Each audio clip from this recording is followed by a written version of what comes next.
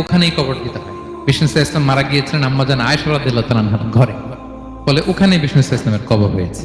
ওই কবর দেওয়া ঘরের ভিতরে আম্মাজান আয়েশা রাদিয়াল্লাহু তাআলা যতদিন বেঁচে ছিলেন ওখানেই ছিলেন, কবরের পাশে। আমরা যখন নবী সাল্লাল্লাহু আলাইহি ওয়াসাল্লামকে সালাম দেই, দুরূদ পাঠ করি, বিষ্ণু ইসলাম কবর থেকে ওই সালামের উত্তর দেন। আল্লাহ তাআলা ওনার রূহটাকে ফিরিয়ে দেন। কোনো মাটি কোনো নবীর দেহকে টাচ করতে পারে না, নষ্ট করতে পারে না। নবীরা কবরে জীবিত, সেখানে সালাত আদায় করে, তাদেরকে স্পেশাল রিজিক দেয়া হয়। এরপরে বাবা মারা গেলেন আবু বকর, বিষ্ণু ইসলামের পাশে কবর দেয়া হলো, বাবা আর স্বামীর পাশেই থাকলেন।